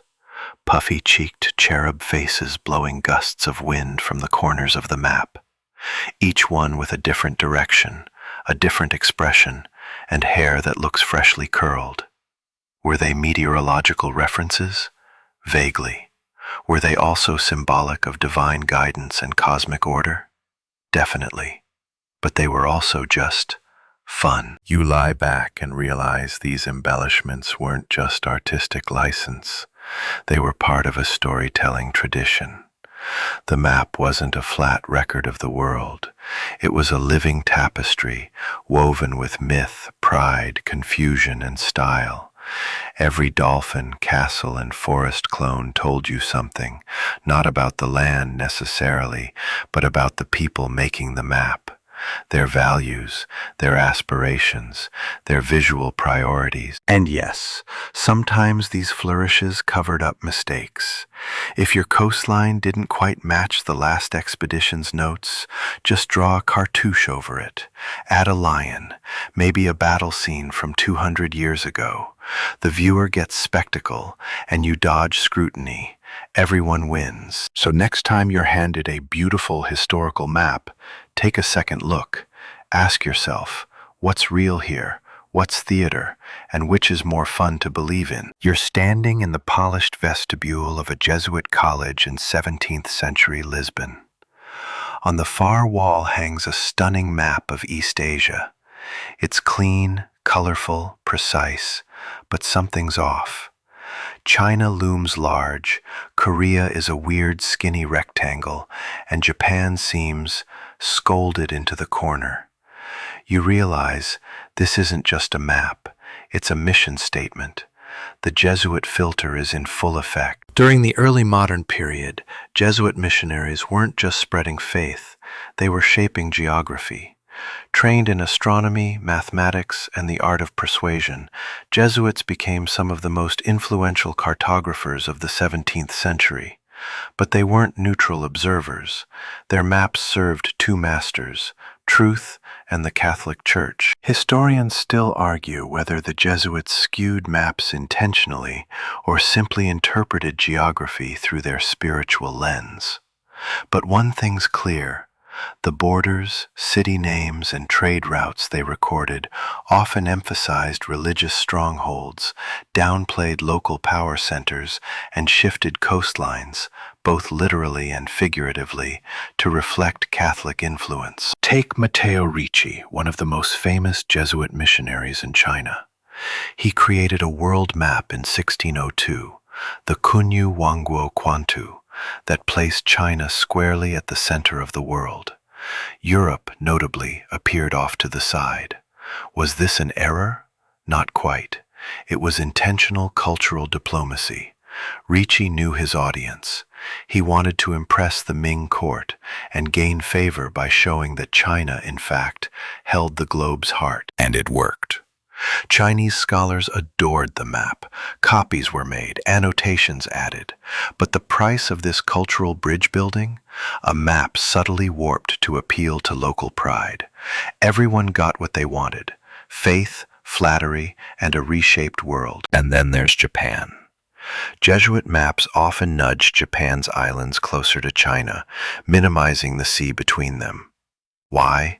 To make conversion campaigns seem more logistically plausible. The closer Japan looked, the more achievable it felt. Distance, it turns out, was negotiable. One quirky tidbit: in some Jesuit maps of the Americas, indigenous cities were renamed with Latinized Catholic titles: Sanctus Regnum, Nova Ecclesia, despite no locals using those names. On paper, entire cultures appeared converted. The geography was still roughly correct. The framing was not. It wasn't just labels. The Jesuit cartographic aesthetic emphasized harmony and divine order. Grids, circles, and neatly radiating cities weren't just pretty, they symbolized godly perfection. One Jesuit map of the Philippines rearranged key islands into a cruciform shape. The actual geography didn't support this, but spiritually, it looked magnificent. Of course, the Jesuits were also meticulous scientists. Many of their observations about latitudes, eclipses, coastlines were astonishingly accurate. They introduced Western astronomy to the Chinese court and contributed to global navigation. But alongside that science came a subtle spiritual agenda. Shape the map so the world looks like it should, not necessarily as it is. This Jesuit influence often clashed with local knowledge. In Japan, for instance, Buddhist monks produced maps with entirely different spatial logic, some showing spiritual sites larger than cities or depicting sacred mountains floating outside geographic time. Jesuit maps flattened that complexity into comprehensible Western terms, then printed them by the hundreds. You lie back, imagining this slow transformation. Local landscapes renamed, redrawn, recentered, not by canon or colonist, but by ink and intention. A spiritual soft power pressed between vellum sheets. One fringe example? A Jesuit-produced globe from 1659 placed Eden just east of Mesopotamia, but slightly closer to Rome than earlier maps. Coincidence? Perhaps. Or maybe the papal gravity was too strong to resist. And while we often think of colonial maps as tools of empires, Jesuit cartography shows a different kind of influence, one shaped not by troops, but by texts. These were maps designed to win hearts before territory, to gently guide understanding toward the right view of the world. So the next time someone hands you a beautiful antique map of Asia or South America with Latin names and neat borders, smile and ask, whose gospel are we navigating? You're now crouched over a slightly yellowed page, edges curled like old toast, the map's once crisp lines now softened by time and ink bleed. It's beautiful, but something feels off. You compare it to another version of the same region, then a third. Wait, are all of these maps copying the same weirdly shaped lake? And what even is Lake Zarias? Welcome to the chaotic world of printing press cartography, where mistakes didn't just spread, they multiplied. The 17th century saw an explosion in map production, thanks in large part to the rise of the printing press. It democratized cartography in the way the internet democratized information. Suddenly, everyone had access, and everyone was copying everyone else's errors. A single cartographic mistake, once etched into a printing plate, could echo through atlases for generations. Historians still argue whether this propagation of errors was due to laziness, lack of updated sources, or the economics of plate engraving. Likely, it was all three. Printing copperplate maps was expensive. Once you had a serviceable design, you reused it, over and over, regardless of whether explorers had since proven your mountain range was actually a shadow or your island was, in fact, a whale. One of the most enduring mistakes? The already mentioned mountains of Kong, a total fabrication that somehow lasted into 20th century school atlases. But here's another. The aforementioned Lake Zarias, which appeared on maps of South America for nearly 200 years. Originally mistaken for a large lake, it was likely a seasonal wetland near the Pantanal. But thanks to early engravers, it was faithfully reproduced as a vast, permanent inland sea, with cities and boats, sometimes mermaids. Or consider the island of California, a deliciously persistent myth where the Baja Peninsula was shown as a completely detached landmass. One cartographer made the mistake. Dozens repeated it. Some maps even added mountain ranges and cities to this phantom California, building an entire cartographic mythology on a printing error. One delightfully fringed tidbit? In a famous 1662 map by Nicholas Sanson, Quivira and Cibola, legendary golden cities, were placed so confidently, later maps started drawing trade routes to them. Never mind that no one had found them. The maps agreed, so it must be true. At one point, there were maps with dotted lines labeled Potential Route to Cibola, Rich in Silver, which is bold, considering it didn't exist. But the real chaos began when these mistakes were translated. A French mapmaker might copy a Dutch chart, mistranslate place names, and then hand it off to a Spanish engraver who corrects the coastlines with his own assumptions.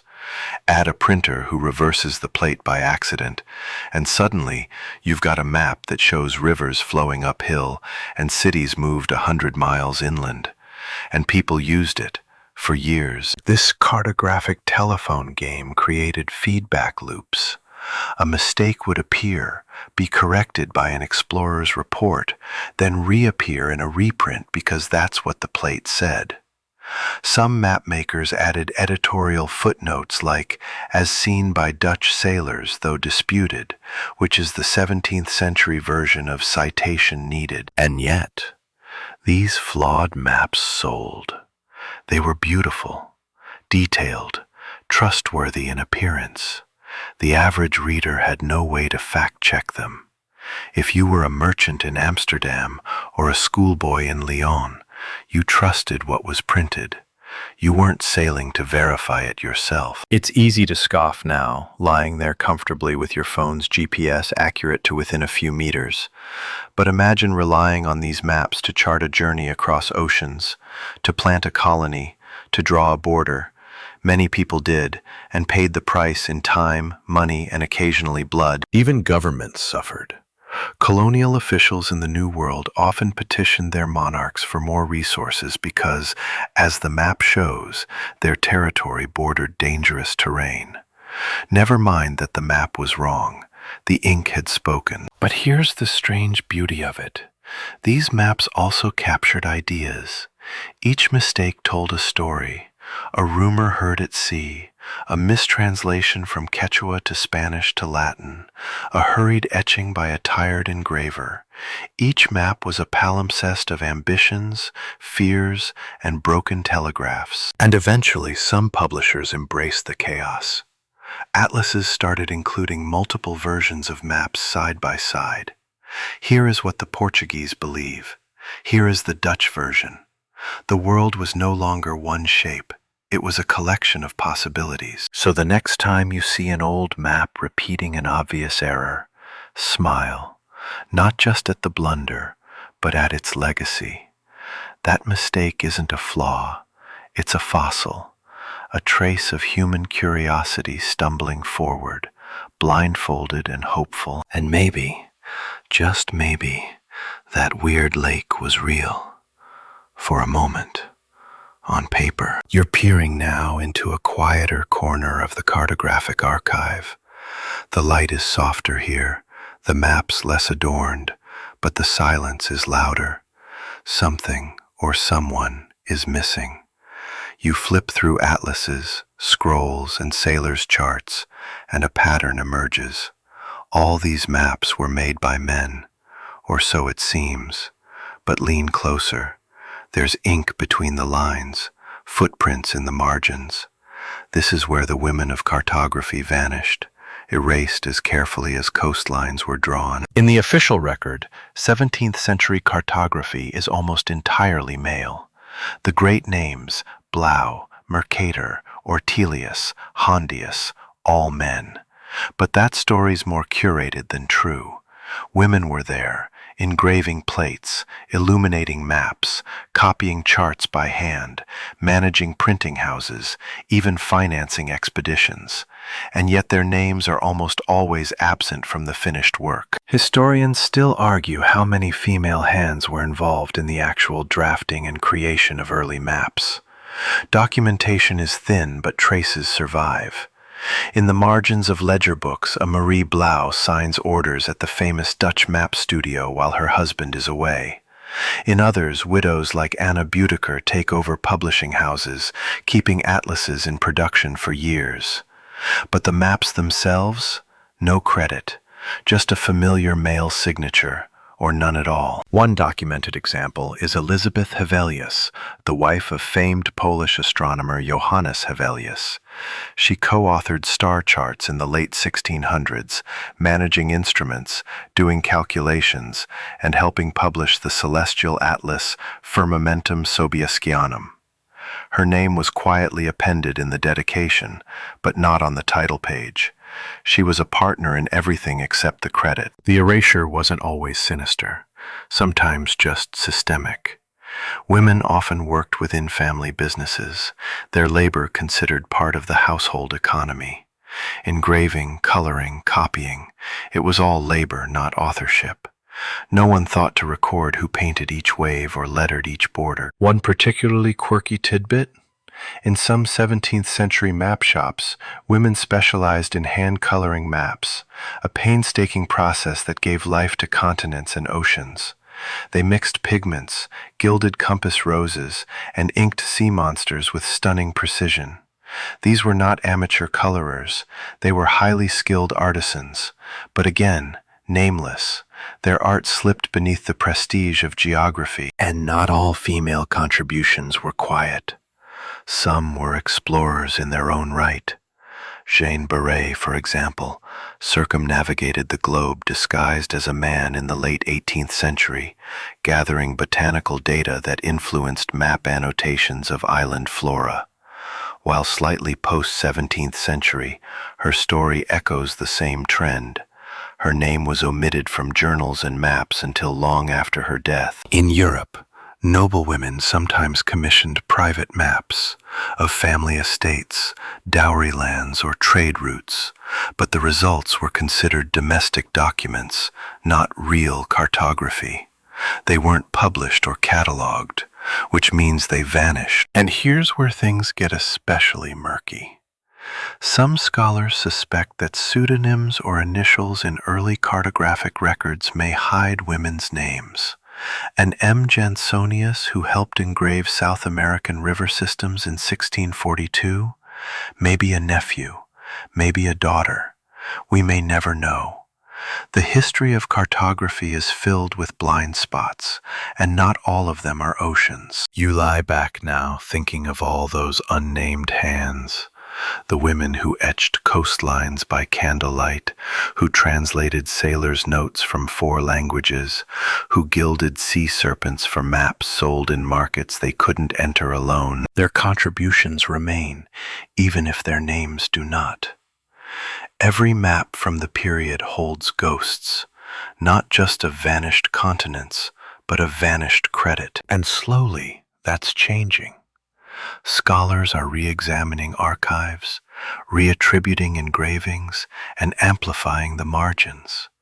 Projects like Women in Cartography are surfacing forgotten names, matching initials to records, reading between the lines, literally and metaphorically. Still, next time someone tells you that early cartography was a man's field, gently counter, only if you believe the signature tells the whole story, because sometimes the truest maps are the ones redrawn later, when we finally see who was holding the compass. You flip through a thick nautical atlas, the pages stiff with age, and stop at a map of the North Atlantic. The continent of North America is boldly outlined, but there's something extra, something odd tucked along its eastern edge. An animal, a lion, a camel? The beast's form is an odd hybrid, with a long tail curling into the ocean and a head that seems to have come from another world entirely. This is no mythical creature. This is the animal kingdom of the unknown. In the 17th century, when the world was still so vast and so barely charted, mapmakers often drew in animals where geography should have been. They didn't know what lived beyond the places where Europeans had ventured, so they let their imaginations roam, populating the map with lions in Lapland, camels in Canada, and giraffes in the Arctic. After all, in an era when little was actually known about unexplored lands, why not fill the gaps with creatures that matched the mystery? Historians still argue whether these mythical creatures were mere errors or deliberate embellishments meant to entertain or even warn. Either way, the creatures on the maps, often exaggerated or entirely made up, were part of the larger cartographic tradition of mythologizing the unknown. In a sense, these animals were filling the spaces where knowledge was too thin to make real claims. A particularly famous example comes from a 1636 map of the Arctic, where a sea lion is depicted lounging lazily on a rocky outcrop, looking out over a vast, imagined ice field. The map, made by Dutch cartographer Herman Moll, was based on the reports of explorers, but the animals weren't drawn from the wilds of the Arctic. Instead, they were mythical projections, largely drawn from medieval bestiaries, where lions and sea serpents lived in equal measure. And perhaps that was more fun, more inviting. You lie back and smile. These creatures weren't just accidents or errors. They were a way of coping with the unknown. They were signs of human curiosity, almost endearing in their innocence. Who could blame an artist for drawing an eagle with the head of a dragon when the creature was as mysterious as the land itself? One fringe example comes from a map created by Abraham Ortelius in the late 16th century. It depicted the coast of South America, with the Andes Mountains rising like a spine. But look closer. There, at the tip of the continent, a giant whale floats next to a group of fish that seem more like mythical sea creatures. As explorers mapped out the continent, they weren't simply charting land, they were making guesses, wild ones. With little to go on except stories from sailors and the occasional report from someone who had actually been there, their maps told more of a story than a truth. The animals on the maps weren't just for fun. They were part of a deeper, more symbolic story. What if these creatures reflected the fears and desires of those drawing the maps? Lions and camels on maps of northern Europe suggested adventure and the idea of Africa, wild, untamed, and magical. Camels in Canada? A suggestion of exotic trade routes linking the North American wilderness to far-off Asia. Lions and elephants became shorthand for the vast unknown, parts of the world that hadn't yet been explored but were rich in potential. The fantastical creatures were, in a way, the stories the cartographers wanted to believe. They were the map's invitation to wonder. What could lie beyond the horizon where no one had yet gone? Were there truly dragons guarding hidden treasures or magical creatures that defied description? The idea of a world full of such creatures was thrilling, so much more than the harsh truth of an empty, icy wasteland or dangerous, uninhabitable wilderness. You think about this strange tradition, the creatures, the myths, the embellishments, and how they had more in common with the minds of the explorers than the maps themselves. Both were full of unknowns, filled with gaps and voids. Maps couldn't just be empty. Nobody could stand a blank spot in the middle of a sea. So out came the griffins, the sea serpents, the unicorns, and the lions. And as explorers found no monsters, only storms and solitude, they realized that their stories, like the creatures, were based more on hope than reality.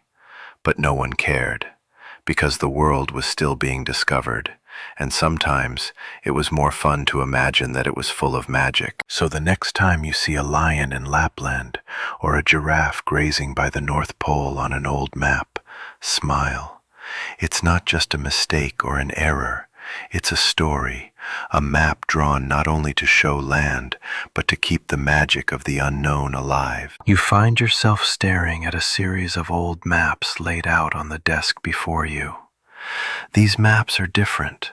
They're not the kind used for exploration or even navigation, but instead they're personal maps, hand-drawn guides made by explorers and adventurers, meant not to lead to new lands, but to preserve the journey in the form of tall tales and personal legends.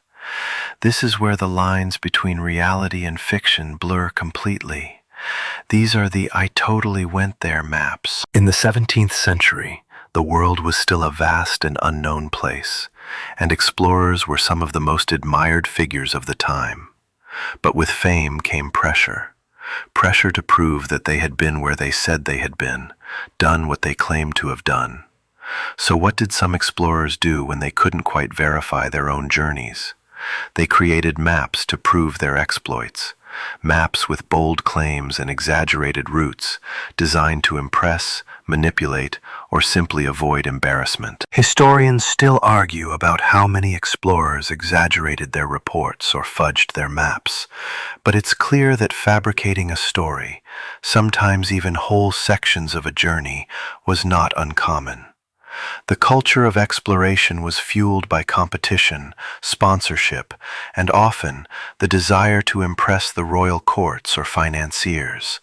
And if that meant stretching the truth, well, a little artistic license never hurt anyone, at least not until later. Take, for example, Sir Walter Raleigh, whose expeditions to the Americas in the late 16th and early 17th centuries were full of tantalizing promises of golden cities and rich new territories. He wrote extensively about his travels, painting the Americas as a land of incredible wealth and opportunities. But what Raleigh didn't mention were the many questionable parts of his journey, including a map that conveniently showed places that didn't exist, like the legendary El Dorado. Raleigh's map of the Guiana region, published in 1595, was touted as a clear guide to treasure-rich lands. However, it was based more on hearsay and imagination than actual geography. The problem was, people believed it. They didn't know how to question it. One particularly charming example? A 1620 map of the Amazon River system, allegedly drawn by an explorer named Pedro Teixeira, included impossibly precise details about river tributaries and villages that no one had ever visited. It became the definitive map of the region, despite being based on reports from locals, some of whom were quite literally making up the stories themselves. Teixeira's map was so persuasive that many subsequent explorers followed it, only to find the rivers and villages didn't exist as marked. But these "I totally went there" maps weren't limited to remote jungles. Even in Europe, explorers would sometimes create fantastical maps showing whole regions that, in reality, were either only partially known or completely invented. One of the more famous maps was produced by John Dee, an advisor to Queen Elizabeth I, whose map of the Northeast Passage promised a sea route between Europe and Asia that would bypass the dangerous Southern Passage. He claimed to have received information from a distant Russian merchant, but there were no concrete details. What Dee presented, though, was compelling. His map was filled with flourishing details of mountains, rivers, and islands, all seemingly pulled from thin air. And the maps weren't just about showing where someone had been. They were also designed to reflect how a traveler perceived a place, often based on hearsay or distorted personal experiences. A map from a French explorer in the 1600s depicted the wild interior of North America as a sprawling, lush jungle filled with wild men and beasts of the earth. The map was half accurate, half imaginative, drawn to capture the romanticized view of the New World, rather than the actual hardships, famine, and disease that many of these explorers faced. The map didn't aim to guide, it aimed to sell a story. The allure of these maps wasn't just in their embellishments, it was also in the way they made their readers feel like they were part of something larger than life. A map wasn't just a tool, it was a portal to adventure, a glimpse into a world few had access to, made even more enticing by its impossibly detailed features. Here Be Dragons became, in the 17th century, an invitation to those who could afford it, a way to imagine an adventure before it even began. What was the price of these stories? Sometimes the price was more than gold. It was human lives. Expeditions based on overinflated maps, for instance, sent hundreds of men and women to their deaths, chasing lands and riches that didn't exist. One such case was an expedition to the mythical 7 Cities of Gold, which was largely based on one of these "I totally went there" maps. The explorers followed the map for months, only to find barren, hostile terrain where cities should have been. The maps of the time, while beautiful and awe-inspiring, were sometimes pure fiction, not because the mapmakers were dishonest, but because the boundaries between fact and fable were so blurred. They lived in a world where almost anything could be imagined, and even the grandest of lies could have a kernel of truth. So the next time someone shows you a map from the 17th century, take a moment to wonder, what part of it is based on real exploration, and what part is pure adventure fiction, drawn by someone who just wanted to tell a better story? You find yourself poring over yet another map. This time it's not an explorer's personal tale, nor a map littered with mythical beasts. No, this one feels different. It's a map made not by hands on a distant ship or in a crowded workshop, but a map made by tension, a map drawn during the scholar versus sailor showdown. By the 17th century, the rise of modern navigation was being contested not just on ships, but in the libraries and lecture halls of Europe. The scholarly class, armchair geographers, philosophers, mathematicians, had long debated the best way to chart the world. On the other side were the salty, weather-beaten sailors, those who had spent years at sea, navigating by stars, winds, and whatever tools they could cobble together. Historians still argue whether this rivalry between academics and sailors was a full-blown conflict, or just the natural tension that arises when two very different worldviews clash. The intellectuals believed they could calculate the world with books, theories, and geometrical principles. The sailors, meanwhile, relied on a much more practical method: trial, error, and the hard knowledge they gleaned from months or even years of sailing. This divide is most obvious in the growing importance of longitude, or rather, the lack of it. By the 1600s, sailors had long been able to estimate their latitude, the distance north or south of the equator, with relative accuracy. But longitude? That was a different beast entirely. It wasn't until the later part of the century that the real practical need for accurate longitude hit its stride, mainly because without it, sailors were drifting far from their intended course, often missing harbors or getting lost at sea. Here's the problem. The scholars and mathematicians had a clear idea of how to calculate longitude, but it required precise timekeeping. Without clocks that could withstand the rolling and rocking of the ship, there was no way to measure time with accuracy. The theory was perfect. The practical application was a different story. Enter the sailors, with their tried and tested methods of dead reckoning, using rough guesses based on the ship's speed and direction. But they didn't have the language or precision of the mathematicians to back it up. They could get close, but they didn't have the reason to explain why they worked. One fringe tidbit? The debate wasn't just confined to professors and sailors. Political leaders got involved too. The British Admiralty and French Marine offices, eager to claim superiority in navigation, supported different methods, each backing their respective theories and tools. It became a geopolitical race to unlock the secret of longitude, with cartographers and sailors at the center of it all. A particularly fascinating moment in this debate came with the Longitude Act of 1714, which offered a huge reward for anyone who could solve the problem of calculating longitude with accuracy at sea. The British government awarded £20,000, a fortune in the 1700s, to anyone who could create a timepiece precise enough to measure longitude on a moving ship. This was eventually solved by John Harrison, a clockmaker who invented the marine chronometer, but it wouldn't come until the following century. Yet the 17th century was the era where this intellectual divide really began to crystallize. The academic world had the luxury of being systematic. They created a theoretical framework for the world, mapping stars, plotting calculations, and estimating distances. But sailors didn't have time for theories.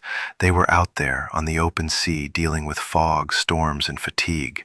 What they lacked in precision, they made up for in resilience and creativity. One particularly clever but underappreciated example: sailors who used slung compasses. These were compasses suspended from the ship's ceiling to counteract the effects of the ship's motion. Sailors didn't need a scholar's perfect calculation, they just needed something to help steer them. And it worked, mostly.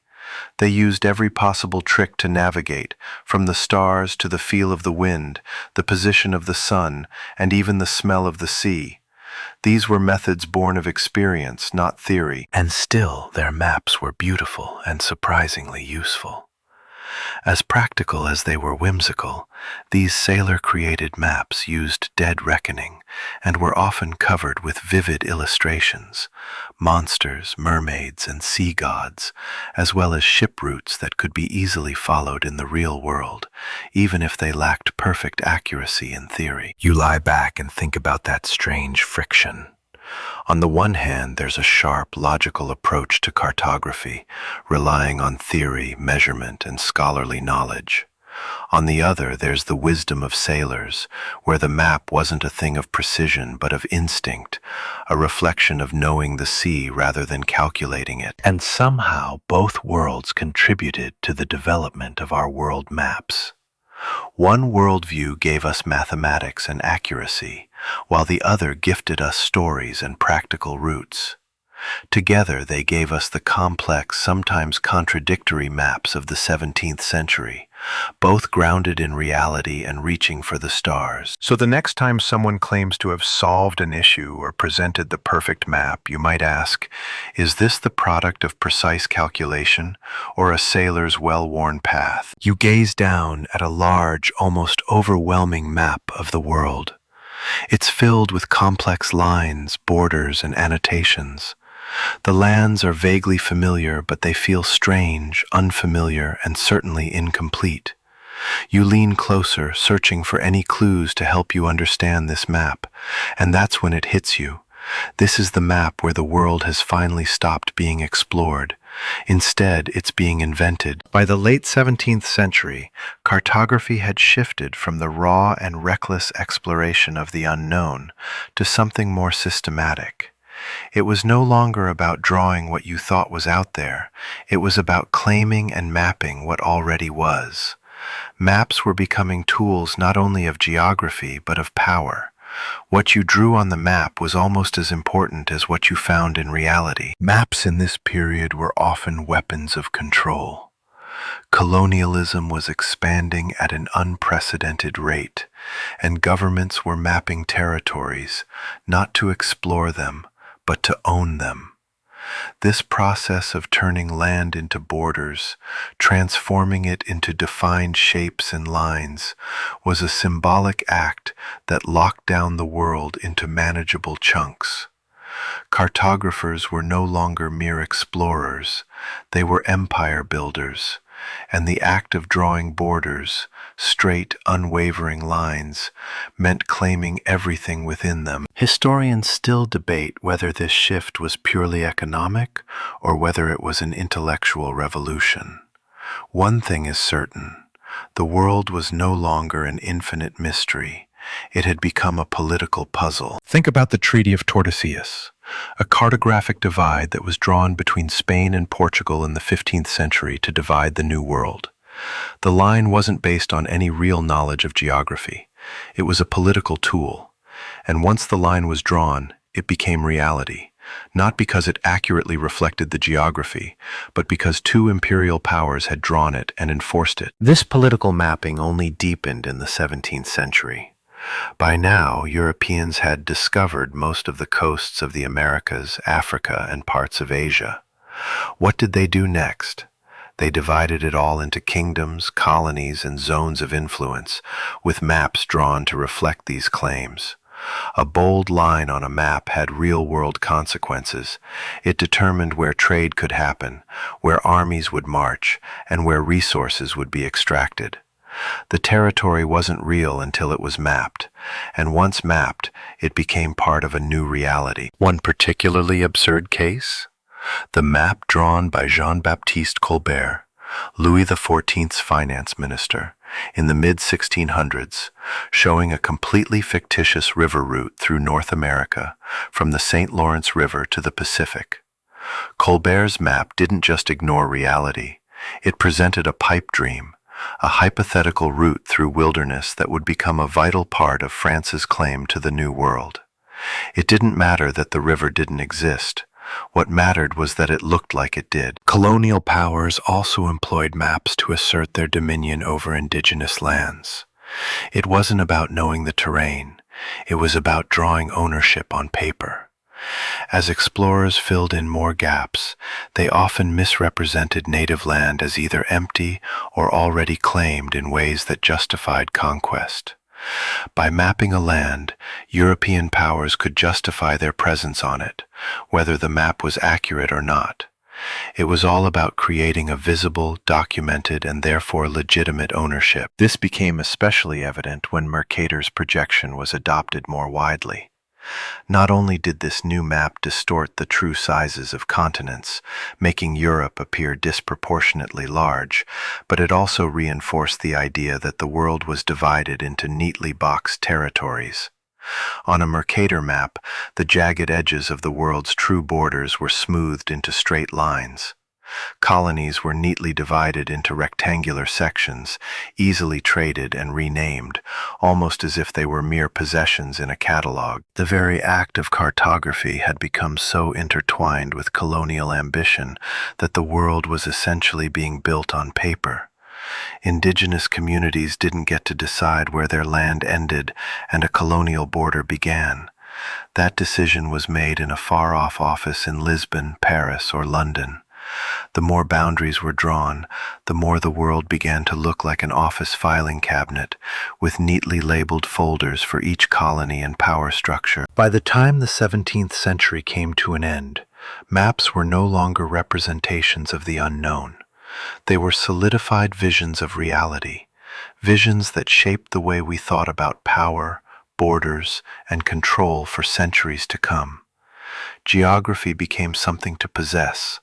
Ownership was represented by straight lines and numbered degrees. You lie back, reflecting on the long journey of the map. From the uncertain outlines drawn by the earliest explorers to the political instruments of the colonial world, maps were no longer just tools to help people find their way. They had become the very thing that shaped the world they sought to explore. The land was no longer a vast, unexplored wilderness. It was something to be marked, named, and owned. And once it was mapped, it could be claimed. And once it was claimed, it could be exploited. Next time someone shows you a world map from the 17th century, pause. Ask yourself, what is this map really showing? Geography, or a carefully constructed story of power?